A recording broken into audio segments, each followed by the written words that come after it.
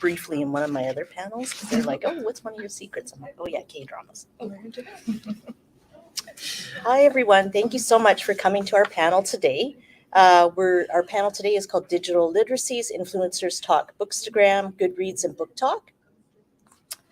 Before we begin, I want to acknowledge that we are hosting this event from the ancestral, traditional, and unceded homelands of the Musqueam, the Squamish, and the Tsleil-Waututh nations. Sometimes land acknowledgements can seem performative, so we need to think about the actions and words that we take in our everyday lives. So myself, my name is Candie Tanaka. I'm the moderator today. I'm a multiracial trans artist and writer and librarian, and I went through the creative writing program at SFU. I also have a BFA in Intermedia from Emily Carr, and I have a little YA book out called Baby Drag Queen with Orca Books, and that just got published in April of 2023.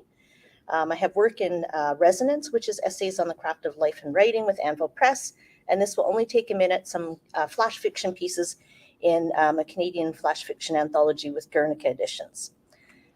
Today, I'm so happy that you're all here. I think we have maybe some authors and maybe other social media influencers. If you're a writer, maybe you want to put your hand up just so we can see. Okay, great. Oh, this is very, telling and good. And so what we're going to do is I'm going to introduce each of the panelists, and then they're going to go through their slideshow. And then what we're going to do is we have some general questions that I'm going to ask. And of course, we're going to leave lots of room at the end for questions from the audience, which I think is always important. So let's get started. Our first panelist is Sunni Chen, and her pronouns are she, her. She's a bookstagrammer, a settler on the unceded traditional territories of the Musqueam, Squamish, and Tsleil-Waututh nations. Although her bookstagram started as a creative outlet to share interesting books and bookstores, her space has become part of a larger community of readers and authors who share a passion for books. Sunni likes to feature books by authors of color, translated literature, and Canadian published authors. When she's not reading, she's out exploring the city and local bookstores through her camera lens. You can find her on Instagram with @VanReads. So let's welcome Sunni. Hello. It's a little intimidating being first, so I just have to tell you that to get my nerves to calm down. But yeah, thank you for joining us. I'm mostly on Bookstagram, so just a quick hello from Bookstagram. I'll have my phone with me, but I promise I'm not being distracted. I'm just, my notes are on my phone. But yeah, welcome.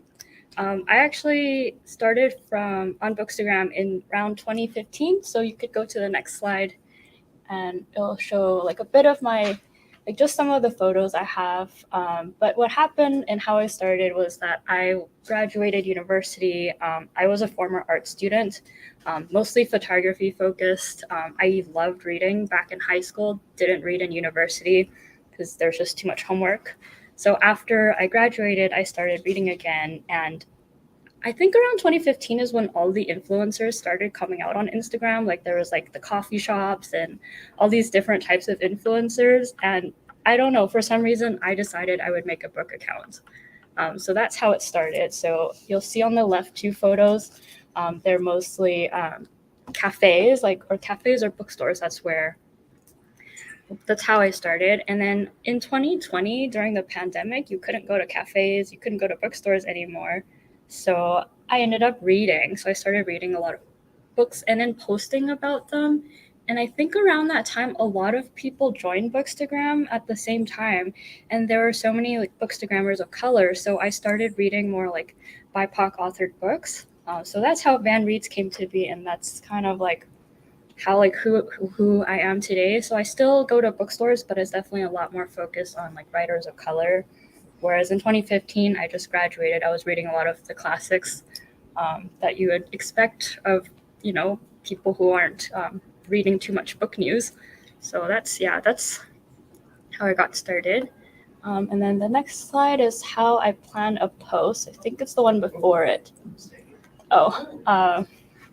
So for those of you who are curious how Bookstagram works, I think everyone has their own unique way of doing Bookstagram. But for me, I am a photographer traditionally, so I spend a lot of time on my photos. And that's part of the reason why I'm on Bookstagram. I'm actually not on TikTok. I love taking photos. So if you're curious, there's about 3 different types of posts that I do frequently. So I'll hold a book up against a background, or like I'll stage a book on its own on a table. Sometimes I pose with the book if it's relevant. I'm just gonna go through an example of how I make a post. So the next slide actually has an example photo, and I kept the apps up if anyone is really curious.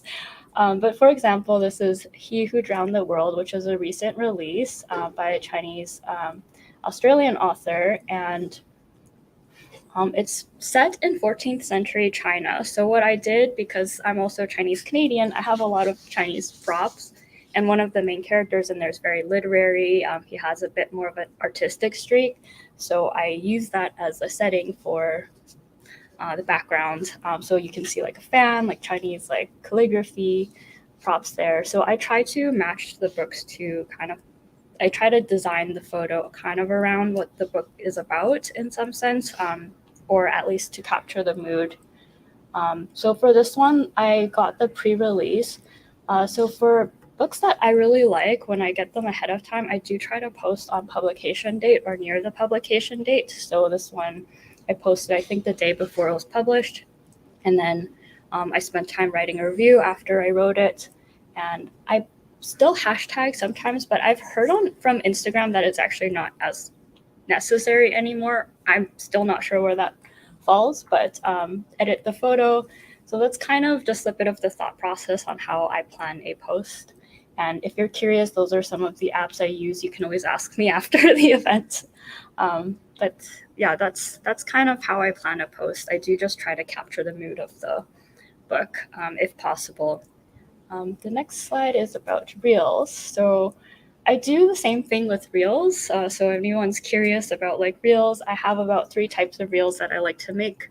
One is an unboxing one, for like, if I get a PR package with a lot of like little things in it, I will try to like unbox, and I'll do it like 2 times the speed because I know people don't like watching it super slow. And then one of the other things I try to do is actually face the products towards the screen, especially like the book, to make sure that people actually can see it. And the other type is kind of like a photo that I take where I just hold the book up against like a background that fits and kind of captured in motion. This one was a bit of a collage, so I had books that I had photos of Toronto, which is where the book is set. So I kind of just made I made a bit of a collage with photos I had. And then this last type is my personal favorite. So I think I mentioned I used to love going out and exploring bookstores, and part of the reason for my account and why it's Van Reads is that it's very Vancouver focused. I love supporting local businesses as well. So I love visiting local bookstores, especially the indie ones, and making sure that I can support them and promote them. I used to take photos, but with Reels, you can actually show them the inside of the bookstore. So I started just taking quick little video shots of it. And for these, I will take like 2-second clips, just, of the exterior, of the inside of a book I like. It's a bit random. And then I would collage them together in a reel with a musical backdrop that kind of fits the situation. For these, I'm actually quite inspired by a lot of photographers on Instagram who do make these cinematic reels. So you can follow like any big photographer. They sometimes make cinematic reels. I'm not that professional, but I try. So that's where my inspiration comes from. The next slide is sponsored post. So with sponsored posts, I'm actually a pretty small Bookstagrammer in the grand scheme of things. So I haven't personally gotten paid to do any sponsored posts. A lot of them are just like promo products where the company has gifted me an item and requested that I put together a post to promote it. So for example, on the left was a giveaway with Kobo Books, the e-reader, and they gave me a Kobo in the past. So this time they wanted to do a giveaway, and they asked if I would participate in sponsoring a giveaway. So that is one of them. And then the one on the right was a discount code I got with the bag company, and they sent me a bag and they wanted me to make a post to promote their bag. I'll just talk a little bit about the Kobo one since I think that's the most relevant. It's very bookish. But what I do try to do with these is I try to make sure that the image looks very ad ready. So I try to stage it a bit nicer than some of my more casual book posts. In that sense, I think what would classify under sponsored posts might also be books as well, because we get, as Bookstagrammers, I think we get a lot of advanced copy readers, so we do get those as well. From my experience with those are, because it's not paid, you're not obligated to post them. So generally what I do is, if I really enjoy it, I will try to post it and make a review of it, because you don't want to get on a publisher's bad side. I never post anything. But if I just really didn't like the book, or I felt like it wasn't for me, I wouldn't normally share it, just because I feel like it does a disservice to the author if it's not my type of book. The next slide has a bit of like a quick step of how I prep a sponsored post. So I try to make it stylish. They usually do have guidelines when it's something a lot bigger. So something with Kobo books, e-reader is quite expensive. So even if I'm not getting paid, I feel like it has a pretty significant monetary value. So I'm like, well, I'm going to follow the given guidelines. Usually when they ask you, it does have an agreement. So if I can't agree to it, if I don't have time, then I will say no. But in this case, there's like giveaway rules that I have to post, and then I try to combo it with something personal. So in that, around that time, I was moving, so I packed up all my books. So I made a little post about how I read when I pack up all my books. I have my e-reader handy. So a bit of a personal flavor with like the actual like technical guidelines. And then the last thing, most important thing, is to post on time. If you agree to post something on a certain given date, I do make sure that I post on time, just because I want to maintain a good relationship with these companies. So that's how I prep a sponsored post. And then with ARCs, I do try to post as many of them as I can, especially if I requested the book and if I like the book, because I do want to be on good standing with the publishers, and I do actually care a lot about the indie authors and like the books. So I generally only don't post them if I just didn't like it or it wasn't for me. Next slide. So quick, I guess, screenshot of other places that you can find me. I'm not on TikTok, and that's just personal. I don't have time to be on TikTok, I think, to make that many videos. I'm a bit old school, so I like Instagram with the photos. It's quicker for me to take photos, but you can also find me on Goodreads. Goodreads is where I just basically catalog all the books I read. So Instagram is still my preferred place to be, but with Goodreads, I find that I write reviews that are a bit more technical, whereas my Instagram reviews are much more personal. It's like how I related to it, how it affected me, but Goodreads, I might speak a little bit more technically. I'm trying to migrate and get used to Storygraph, because Goodreads is affiliated with Amazon, but I'm not quite used to Storygraph yet, so I'm using both at the moment. And then last is Threads, the new social media kid on the block. It's just fun and games right now. I don't have any strategy on there, so if someone just wants to hear my shower thoughts, they're on Threads. But yeah, generally all Van Reads except for Goodreads. I don't know what my URL is. I think Van Reads was taken, or like someone already took it, so I don't know what it is, but it's in my name, so I'm sure you could find me if you wanted. Next slide. Last tips. I have a day job, so I find I'm quite busy. So if anyone's interested in starting a Bookstagram, I just say efficiency is key. Do what you like. I like taking photos, but I do sometimes batch take photos. I reply to comments in between things. So if I'm on transit, that's when I'm replying to comments. I actually don't spend a lot of time like in chunks outside of my day on Bookstagram. It's a lot like in between on the fly. So that if you're trying to get more active on social media, I recommend that, just because, we don't have enough time in the day. 2 is find your niche. I have and this applies, I think, to Bookstagrammers, but also publishers and authors trying to reach out.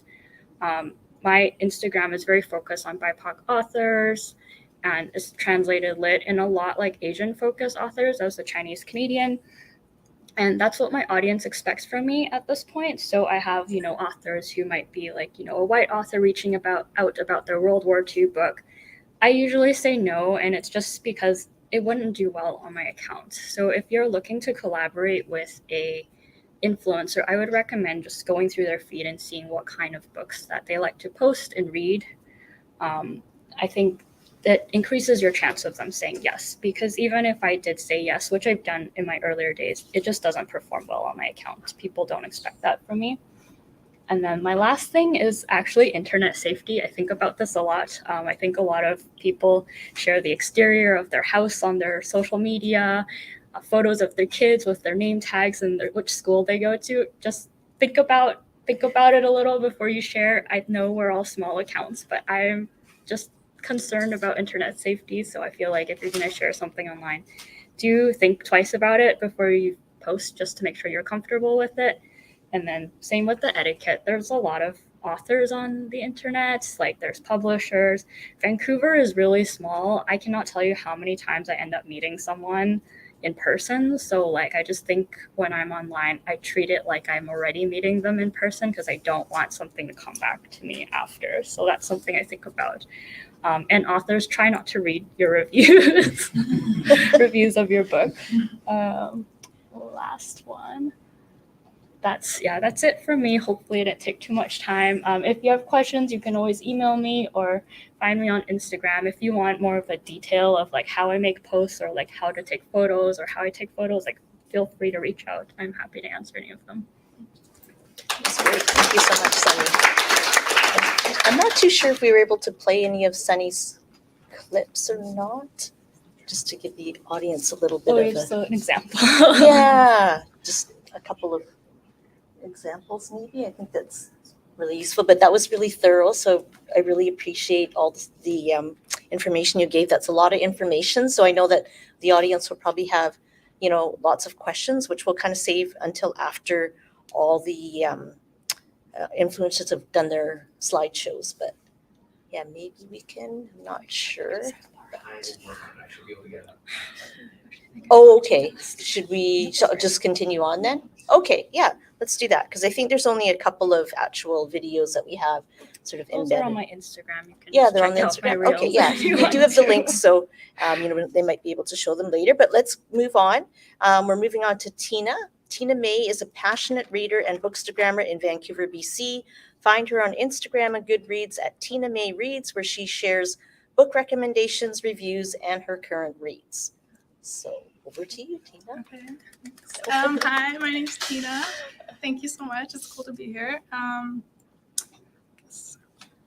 Thanks. So this is my Bookstagram profile on Instagram. I started my Bookstagram 5 years ago, and I wanted to start it because I wanted a creative social media account based on a hobby. And when I discovered Bookstagram, I thought it'd be perfect for me because I've been a lifelong reader, and it's been really fun posting, being a part of the lovely Bookstagram community, and it's given me a lot of cool opportunities like this panel. Next slide, please. So this is just 4 examples of the types of posts you'll find on my account. I'll share book reviews, and I like to take my book picks about in different cafes and coffee shops around Vancouver, and then I'll share also book recommendations. So for example, this was the Asian Camlet fiction recs that I posted during Asian Heritage Month, and then I'll also post during the different months like Pride Recs or like Indigenous book recs. And then I'll also post book stacks. So this is like my July reading wrap up. And then I'll also post my book mail and book hauls. And I'll also share my visits to little free libraries around Vancouver. I love checking them out. Anytime I see one, I have to see what's inside. And if you want to find like a lot of little free libraries, you can go to North Vancouver. There's like over 100 there, which is really cool. Next slide, please. So this is my most favorite post ever. It's sharing my experience attending the Scotiabank Giller Prize Gala in Toronto last year. I was invited to attend along with 2 other bookstagrammers, and it was really cool taking a lot of these pictures because we were part of the press line at the red carpet. So I had a tripod set up, and we could all take our own exclusive pictures of the red carpet guests. And this is one post you'll find pinned on my page. Whenever you go to my profile, you'll see it because it's my favorite. Okay, next slide, please. This is just an example of my Reels content. I usually post my Reels about my little free library visits, but I'd actually like to post more Reels. So if you have tips, I'm gonna check it out. I think Reels is where you can get a lot more views on your account. I think this is my most viewed post, like out of all my posts. Next slide, please. Oh, you can play it? Okay.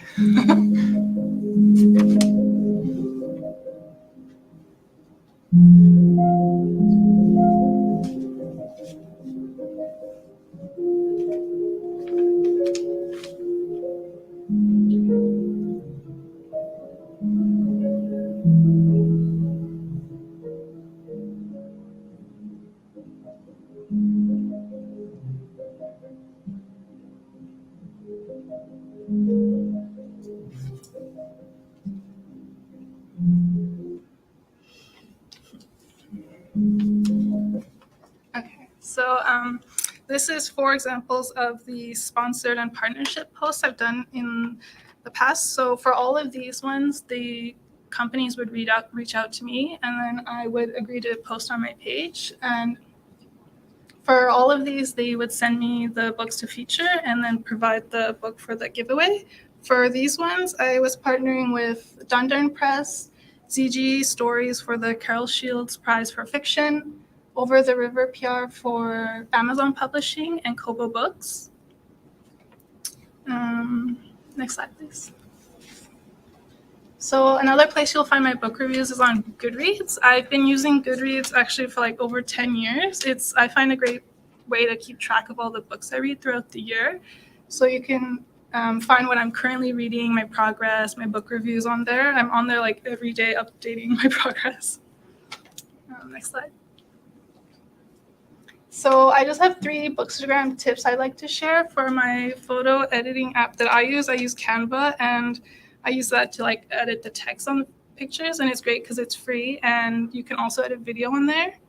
And then number 2 is how I personally read more. It might help you if you want to read more. I find that reading all formats. So I read physical books, ebooks, and audiobooks. And if you read ebooks, then I highly suggest you get an e-reader. I have a Kobo and a Kindle, and it's so much better than reading on your phone. And also, I'm a multi-reader, and that helps at being like a mood reader. Like I can just pop in and out of whichever book I'm in the mood for. And then number 3 is requesting ARCs, which are advanced reader copies. So I've done all these ways. There's a website called NetGalley, and they offer digital review copies. You can get ebooks and audiobooks on there. And then also you can email the publishers directly. So on their website, you'll find a marketing email. And then another way is some publishers have influencer programs that you can apply to. For example, Simon & Schuster Canada have a program. You can go on their Instagram and apply. And then lastly is the virtual book tour. So different companies will put the book tours together that you would promote the book for their book launch, and they would send you a review copy. Next slide. So this is just my handles again. You can find me on Instagram and Goodreads, Tina May Reads. Thank you. Thank you so much. Thank you, Tina. That was, again, full of lots of information. I see people taking lots of notes, which is great. So we'll make sure that we have lots of time for questions near the end.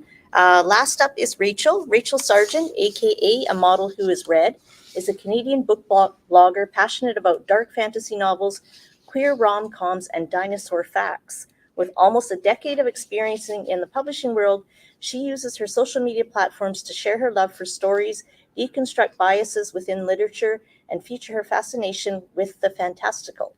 When not reading, you can find her browsing local bookstores, arguing with her sewing machine, and drinking copious amounts of iced coffees. Please welcome Rachel. Hi, everyone. I'm Rachel, aka A Model Who's Read, and I'm a book blogger mostly known for my BookTok TikTok account. Next slide, please. You may know me from such things as my queer book recommendations, my bookish tattoos, and the one time that I wore a t-shirt that said, "If villain bad, why hot?" That for some reason has over 500,000 views. Next slide, please. So how did I get here? I've been a reader since I was little. I've always loved books. And when I was a teenager, I started, oh, you can't see that first photo. Oh no. Okay, well, I can assure you it's a very cute photo of my dad and I reading when I'm about 4 years old. And the second picture there is my very first Bookstagram that I ever posted back in 2015. yeah, when I was in my teens, I started working at bookstores, and that's actually where I met not only a lot of my very good friends, but a lot of my publishing contacts, because I started going to book-related events and started meeting people in the industry. And it's actually where I met my current boss, although they didn't know that at the time. And then oh yes, very cute, me in the bookstore there. And then in 2020, I joined TikTok like everybody else did. And can I swear? Yeah, I think that's totally fine. Okay, I love well, I swearing. started posting dumb shit on the internet, and for some reason, people started following me. So that's very nice of everybody. But I love stories, and I love being able to be in a community that is so welcoming and enthusiastic about that love as well, and being able to connect with those type of people is just a fantastic thing. Next slide, please. I'm going to talk a little bit about Instagram before I go to TikTok, because I'm on the internet. I do a little bit of everything. But staging a great photo is very creatively fulfilling for me as somebody who used to be in fashion. So when I look at images, the first thing I think of is where I want the eye to go, or who or what I want the viewer to focus on. So I usually pick one thing and then I'll fill out the edges. So for example, we have like Divine Rivals, the book. I'm trying to make people look at the book first. Whereas in the other photo, I'm trying to make people look at me first. And the things I most like to focus on are things like colors, textures, and angles. And then when I fill out the details, like both Tina and Sunni have said, like focusing on little things that tie the book together, like color palettes, or even focusing on certain page numbers is like a nice little Easter egg for people who have read the book to find in a photo. And then next slide, please. For BookTok, I do a bit of everything. So in here I have book recommendations. I show off my bookshelf. I tend to like finding trending sounds or trends in general and seeing if I can twist them in a bookish manner. And then I also, because I'm a fiend for the aesthetic, do love doing makeup inspired by books and doing transition videos in that way. So I have one here for Fourth Wing that I personally think came out really nice. And I also like doing a lot of transitions. I think editing TikToks is quite fun, although I do edit in-app, and I was recently like scandalized a bunch of other BookTokers who apparently that's like a big no-no, but okay. And then I also tend to do a bit of evergreen content like book hauls, bookstore vlogs. I once had someone tell me that I'm the person who's keeping the "don't be sad, go buy a new book." Apparently I'm like the only person still using that, but I love it. So I'm keeping that sound alive. And then I'm also quite known for my wrap-up videos as well. And that leads us into the next slide, please. So talking about sponsored posts, I want to talk a little bit about sponsored versus gifted. So I believe Tina talked a little bit about that as well, where if something is gifted to me, that usually means that I haven't asked for it. So there is no guarantee that I will post about it. If I specifically ask for something, then it's kind of like a trade. It's not necessarily monetary payment, but it is payment in that I am receiving the object or the book. And in that case, usually I will post about it because I asked for it because I want it. But if someone reaches out to me to sponsor a video or sponsor a TikTok, that's when obviously I am going to post about it. So I've worked with companies like Book of the Month, Harlequin, and Amazon Prime is up on here. So when I prepare for sponsorships, I believe I'm like going last. You guys have already said this so nicely, but it's usually looking over your contract, very, very important. Deciding on a posting date, deciding on a rate, and then from there, it's creating the video, sending them a draft. If that gets approved, then going forward, if it needs edits, then editing it, sending it back, and then making sure that I have any type of specific links or copy or hashtags that they want me to use. And then, of course, always tagging the brand and hashtag ad. I find publishers or companies give me quite a lot of leeway when it comes to creating things, which is very nice. Like usually they'll have kind of a broad concept of what they want the ad to be, but they do give me a lot of freedom in that area to like tailor my concepts to myself and my audience, which I really appreciate. And I think that's also when the best content comes out, if you can tell that it's like not forced. Next slide, please. as for editing, this is a photo of me from my coworker Erica, who took a picture of me taking pictures. And then we have a little bit of TikTok on there. We have a little bit of Bookstagram. I maybe don't spend as much time editing as other people do, but that's just personal preference. And I always love seeing the like final versions of these like beautiful aesthetic posts. And I'm just like, I do not have the time nor the skill. So I'm just like cutting stuff together and putting it up. But TikTok especially is odd because it can take anywhere from 5 minutes to 30 minutes to like almost an hour to edit something, depending on how many cuts there are or like how many graphics or text I'm putting on it. But I try to not, like when I realize that I'm going overboard, that's when I know I need to calm down. And I also I never start from nothing. Like I tend to save sounds and draft ideas either on TikTok or like in my phone, just so that I have something to pull on. I'm never starting from absolute zero. Next slide, please. These are other social medias you can find me on. I use Goodreads and Storygraph to just track my reading.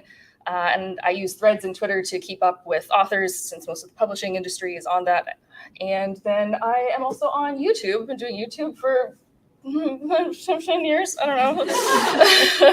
I don't want to think about it. But I've been doing that for a long time, and that's where I tend to go more into like in-depth reading wrap-ups or book recommendations, or even doing short video essays and that kind of thing.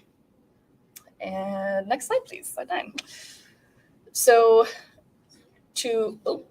that's it? Oh no. The stream's got it. Oh, the stream's got it. Okay, good. Okay, well, this is the last slide up here. So to wrap this up, I've been doing this for a long time, and you go through highs and lows of creativity and followers if you're looking to get followers. But like, don't get discouraged. Like if you want to be a book blogger, just start doing it. You're going to find your people. You're going to find your niche. And for example, like there's a whole room of people here right now who are interested in the exact same thing. That's wonderful. I am a model who's read on all platforms if you wish to follow me. And thank you to Word Vancouver for having me here. And I can't wait to hear all of your questions. Yeah, awesome. Thank you so much, Rachel. And I'm not too sure if we're able to play Sunni's reels. I know they're all very short, but I think it'd be nice for people to see them if possible. So I think what we're going to do is we're about halfway through. So I do have lots of questions for our panelists. But I think what I'll do, because they covered a lot of the things in the general questions that I had, and I want to make sure we save time at the end for your questions. I'm going to move to the specific questions after we see if we can get some of the reels played.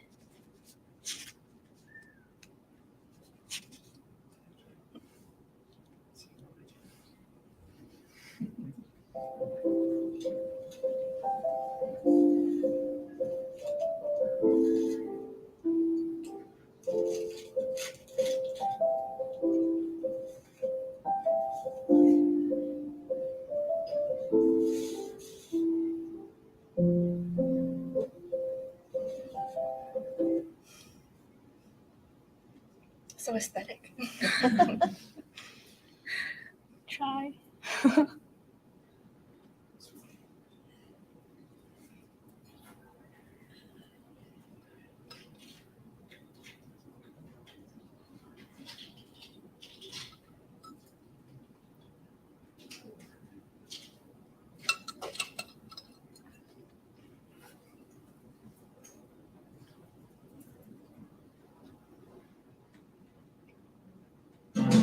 But I can see it's lost in the memory. I get slipped away into a moment in time, 'cause it was never mine. But I can see it's lost in the. Perfect. Thanks so much. Okay, so that's a good little note, a little segue here. So I'm going to get into the specific questions, and then we'll go to audience questions, because I think, as I mentioned, we're about halfway through. So let's start with Sunni. Sunny, I think we have a similar background in the arts. We both went to art school. So I found your comment about Susan Sontag's famous book on photography really interesting. In her book, and this is on one of your posts, you pointed out that when she talks about photography in China, she says that it only reflects the character of Chinese society, a society unified by an ideology of stark, unremitting conflict. You asked for photography books by people of color, and I brought one in that my friend Teresa has done called China Dream. And you can have a look at that later. But what I wanted to ask you is something that kind of ties in with your post and what I just mentioned is that you had said people that you meet in real life always recommend white authors to you. Like, have you heard of insert wildly popular white author before? They're really good. You should check them out. And when they find out that you like reading, you just, and then you use the skull emoji, which we all know means, so I wanted to give you some room to expand upon this because I often feel the same way. And I'm at the point where the majority of the books that I read are from all types of marginalized readers and less from the mainstream, the best-selling authors right now. I feel like the best way to describe this is that I feel like I'm on a petty revenge mission because when you're, I guess it's for more be like millennials feel this. Maybe I hope Gen Z has it better, but you go through school all the way through university, and when you are an arts major, and you go to English class, every single book is by a white author, and it's always a classic. It's almost never contemporary either. So there's just so much racism in these books, and I'm a woman of color, but I imagine there's probably also homophobia, ableism, things that I didn't think to catch when I was younger. And even when I graduated, I was just reading a lot of classic white authors, which, like I said, not all of them are bad, but you just end up seeing a lot of things like the Susan Sontag on photography, which I was really shocked by because as an art major, everyone loves her. So I was so excited to read her. And then you open this book and there's multiple pages about how Chinese people just don't do photography well. And it has something to do with how poor their society is. There was a lot in there. If anyone has this book, just go back and go through it. I'm sure you'll find it. And it's just, I realized I just don't want to read that anymore. I've spent so much of my life reading that. There's so many authors of color. If you want queer books, there's queer authors of color. If you want books about disability, there's disabled authors of color. There's so many books by authors of color that I'm just it reflects more of who I am. It reflects more of my experiences. And I find that a lot of white authors just don't capture that depth. And I don't blame them because that's not their life experience, but I want to see my experience reflected on the page. So that's kind of why I choose to read more authors of color, and I try to highlight that. And I also just feel like publishing is still very white, and authors of color are still very marginalized, whether through marketing, lack of marketing, or whatnot. So I just feel like I would like to promote that more. Okay, great. Thank you so much. And Rachel, moving into queer literature, you place an importance on ensuring that you champion for diversity too. And there was a post that you shared from Angelica Cade, who's a Black author with neurodivergent children, that talked about how some people say or act like they're an ally for marginalized authors or a champion for books, but their bookshelves do not match that model. We all know that publishing is essentially a business, and the majority of the decisions are based on what is going to sell. For underrepresented voices, many times those debut novels, she says that publishing houses are taking a chance on. How do publishing houses know what is going to sell or not if they don't publish more diverse work? I mean, that's a question of the day. And as a reader and champion for marginalized writers and writers with varied accessibility needs in general, why do you feel this responsibility, and what are some ways that you'd like to see book buyers take action to read more widely? And I'm sorry, I think this is the unedited version where I had. Okay. Yes. Growing up, I mean, yes, I'm a redhead, but I could see myself everywhere, and even now, I am the default. I am a white woman, and yes, I am queer, and yes, I might have a little bit of mental illness, but who doesn't these days? But at the same, I can see myself easily in a lot of things, and even as a reader, wanting to read adventures and wanting to read romances, it's very unfair that I'm the only option. And I think as readers, we want to empathize and sympathize with other people. And like reading gives you such a way to expand what you know and how you feel about people and scenarios. So it's very unfair that I'm the only option. So by reading diversely, by checking out authors of color, by reading books about queer characters, like you're not only expanding what you know and how you feel, but you're also then able to spread that to more people. And so when people say like, oh, there's no, like, I would like to read diversely, but I just like can't find people. I'm like, that's, in this day and age, like that is not an excuse. It is, if you are only seeing the same 3 authors online, a very quick Google, you know, can give you more than that. Or even if you're on TikTok, everyone likes to say, oh, the algorithm is, you know, whatever. But there are so many fantastic like POC book bloggers and amazing queer authors and people that you can very easily find. So I think it's, it's not fair to like you or anyone else to just keep yourself in such a narrow place. So yeah, I think I want to champion because like, or I guess champion is a bit of a strong word, but I'm like, I want to be able to have experiences from a lot of people. And I especially want to be able to share that with others. Great. Thank you so much. And Tina, I'm glad that we both love little free libraries, but I want to know about your emphasis on CanLit. Why do you love CanLit so much, and how do you think it differs from other literature? As we all know, CanLit is a category, but it's not tied to a specific place. And there recently has been a lot of controversy over previous winners in some of the CanLit awards. So for instance, in 2013, the Governor General's Literary Award for Fiction went to The Luminaries, a book that was set in New Zealand, but was written by Eleanor Catton, who was born in Canada. There's also Linda Spalding, a Canadian writer that was born in Kansas but moved to Toronto in 1982, who won the award in 2012 for her novel The Purchase. But what makes CanLit so unique to you, and why are you such a huge CanLit fan? Do you think that proximity to the authors being in Canada affects your choice of the material that you read and review?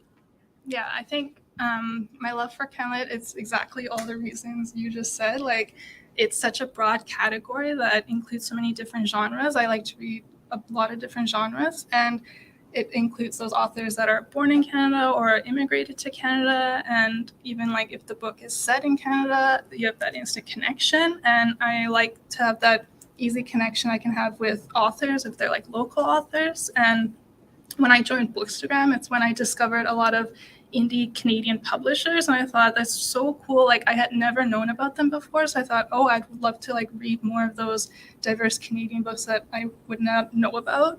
And that's why I like to read a lot of CanLit. I found so many of my fave books are from there, and it's just, yeah, it's cool. Okay, yeah, totally makes sense. I think we're at the time where we have about 15 minutes left for questions. And I'm pretty sure that if there are no questions, which I doubt that there's not going to be any questions, I have tons more questions for the panelists. So let's move to the question and answer section. Who has a question? Here. Okay.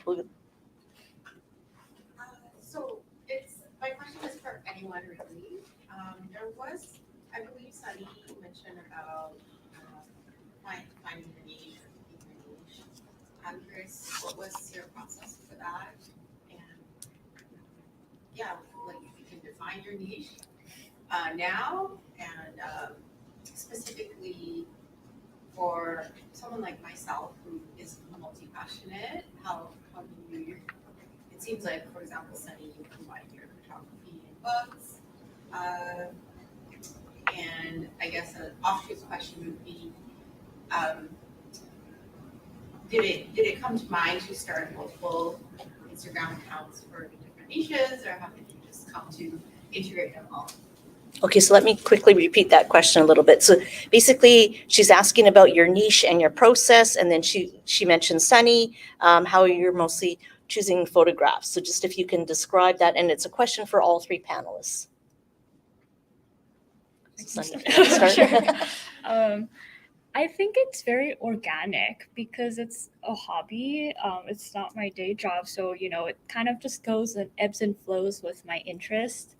And because I read I think I read quite broadly. I love translated literature, but I do love CanLit and books by people of color. I love photography, but people who do follow me regularly and watch my stories, I'm assuming most people don't, but there's a few that do, will know that I love stationery as well. I like, going out into the city looking at bookstores. So I think it's very organic, and it's not so much that I selected a niche for myself, that I just post all my interests on there. And I see a lot of Bookstagrammers. I have one friend who's obsessed with BTS, so her Bookstagram is, books, but then there's also BTS. So I think it changes with time. I think reading BIPOC authors is something that is more recent from 2020 onward. So I think it'll keep changing. And I think rather than boxing yourself in, just doing what you love and focusing on that. I think going outside of your niche is, I don't ever want to be boxed in. And I feel like people who are doing this for fun don't want to be boxed in, but you just kind of find things you end up liking.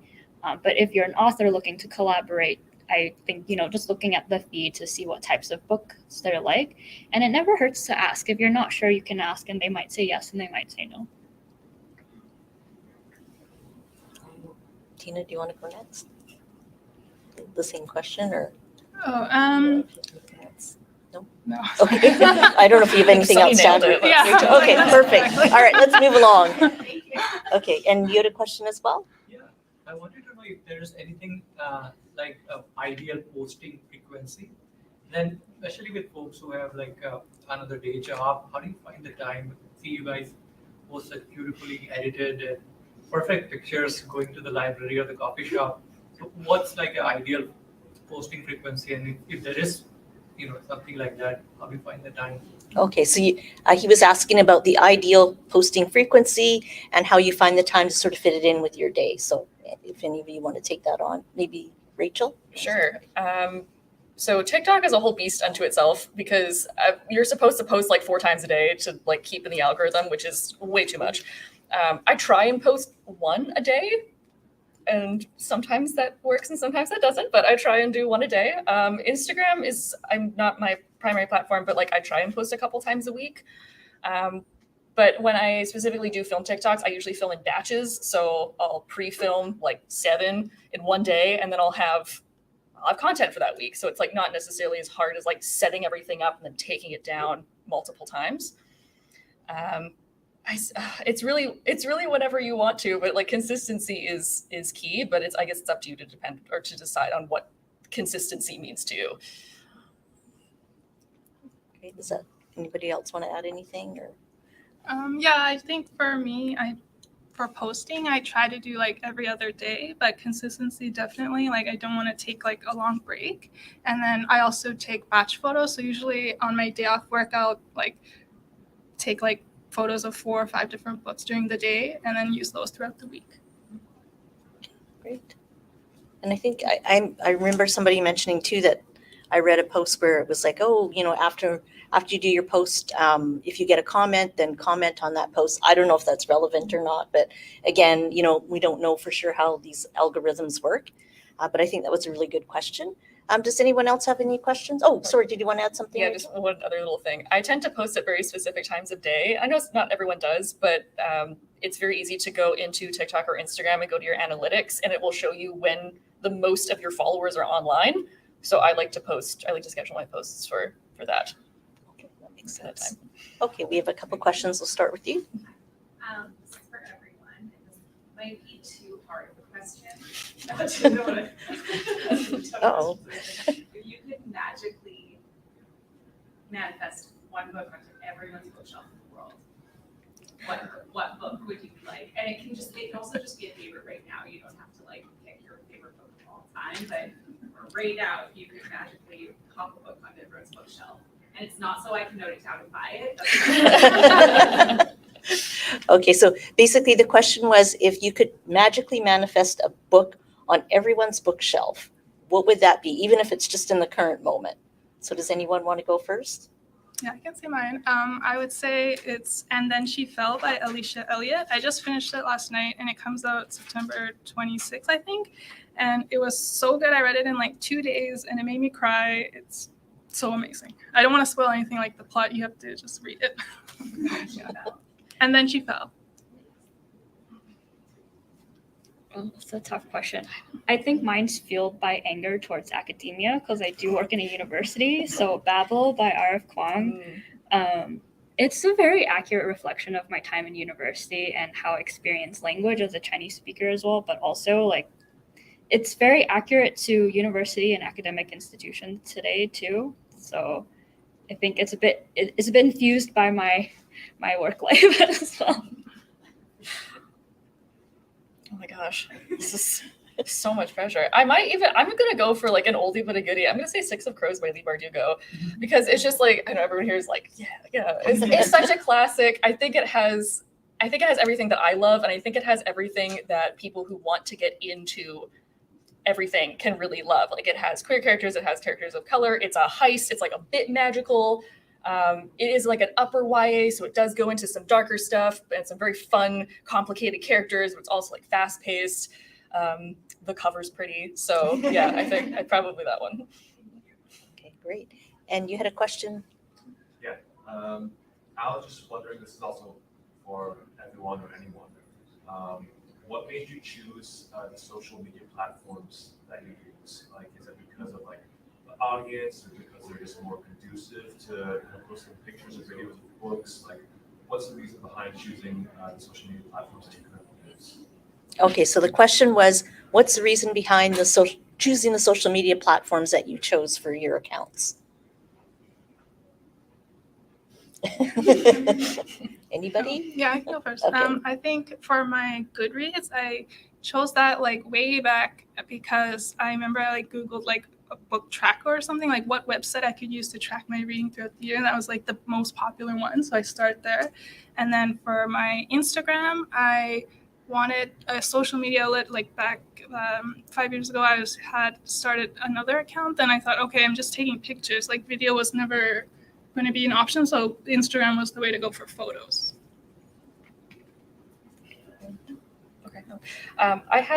I'm all over the internet, but that's because I really like a lot of different aspects of books and of publishing. So as I used to model, not anymore, but I used to for a long time. So I was very used to being in front of and behind the camera. So when I started taking photos of books, that was Instagram. When I started Instagram, I didn't have Reels or anything. So that was where my, the photo aspect of it came in. And then the YouTube aspect was because I really wanted to actually talk and like have long conversations about that. And then TikTok started off as just for fun, but then I ended up getting the most followers on there. So I thought I would put more effort there because, I had a bigger platform and a bigger audience. And also it's easy and it's fun and it's quick to do more short form videos. So, and then also on Goodreads, I don't necessarily leave long reviews, but it was a reading tracker because I wasn't on Goodreads for a long time. And then one of my friends bullied me into getting it because she's like, I don't know how much you read. I need you to go on Goodreads and track how much you read. So it's actually a little shout out to Kelly who made me get on that platform. I feel like for me, it was just very organic. I'm on Goodreads because in high school, my high school teacher told us to get on Goodreads. She wanted to teach us how to write a book review. And I've checked that reading group and I'm the only one who's still active. So I don't know what that says about me. Instagram as well, I've mentioned I like photos. The other big reason is actually because I live in a very small apartment. So once I read books, I often give them away to friends, even though I love the book.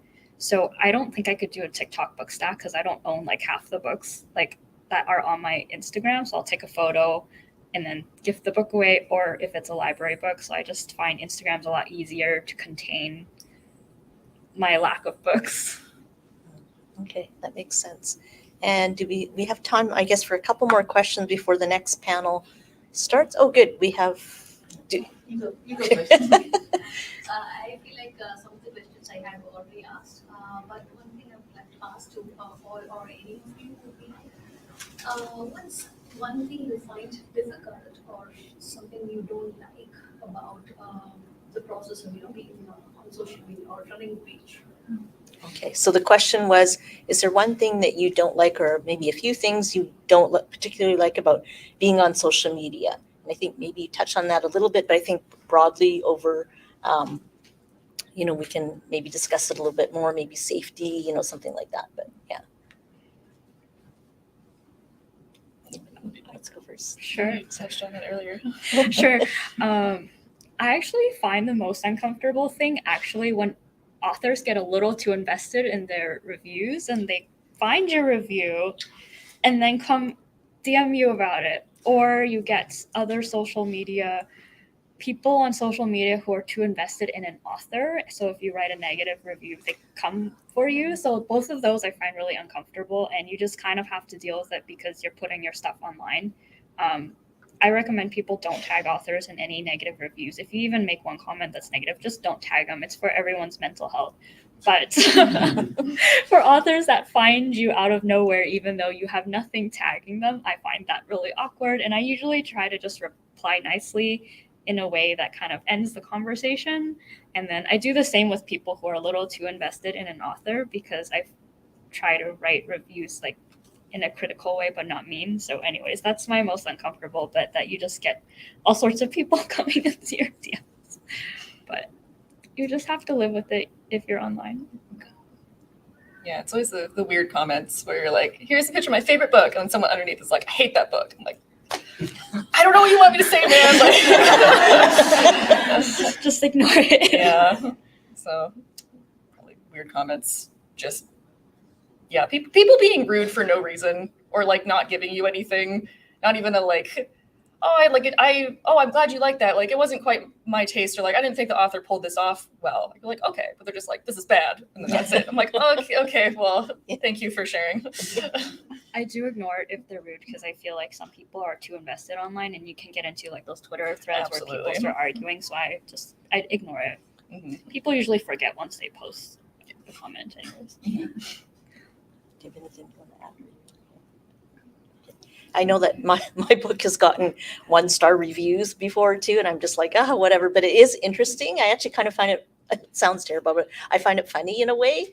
Some of the comments are very constructive on Goodreads. If I get a 3-star out of 5, I'm like, what did they have to say? So I do appreciate that they actually went to the effort to read the book and then leave a review. But I can see how some authors can get a little aggressive at times, which is interesting. But thank you for your question. And did you have a question as well? Yeah, if we have enough time. Yeah, I think we'll take one final question. Okay. Yeah. I was just, I've tried posting pictures of books, and I find it really hard and intimidating to make it look as good as I see online. And I was just curious what your techniques are for taking pictures of books, and do you spend a lot of time on it, or do you just take, just because I'm too much of a perfectionist, and I find it intimidating. So I was just curious to ask 3 real bookstagrammers, how do you do it, and does it take a long time?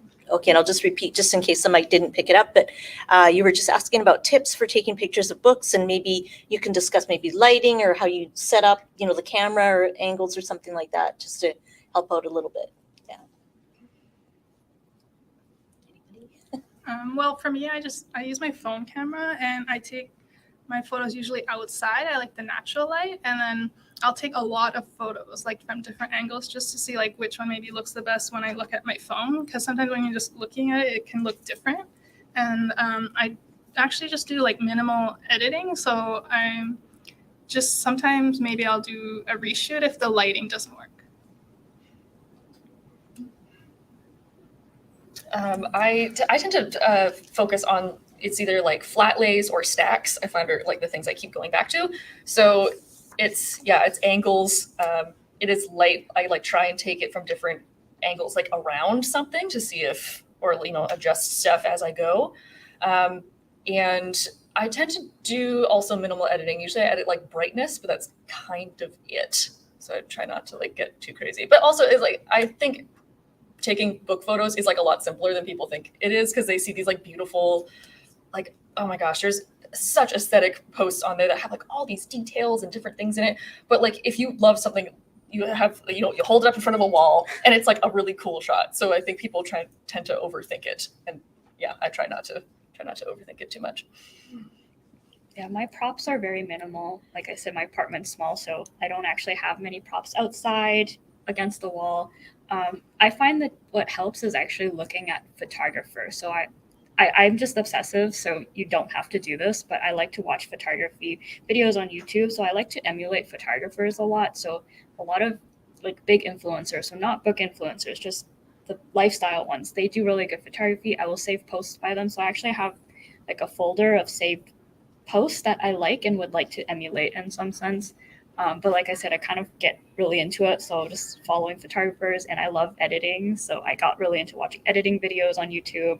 So you can go as simple as you want, but you could also go off the deep end with the editing. But yeah, natural light I think is really good. And a lot of Bookstagrammers don't actually edit their photos. So it's whatever you make of it. All right, well, excellent. Thank you so much for being here today with us and attending this talk. And a big shout out to our young influencers here. We've got Tina May, Sunni Chen, and Rachel Sargeant. So make sure you follow their accounts and you can pick up some tips from them. And that's it. And we hope you attend other Word events because there's lots happening here today. As you can tell, if you didn't get a program already, there's a bunch of other talks happening. And what's really great about Word Vancouver is everything is free. The poetry bus is also parked just outside at the art gallery there, so it makes for some good social media posts perhaps. And thank you so much again. And thank you to Tim and Christy for your tech support.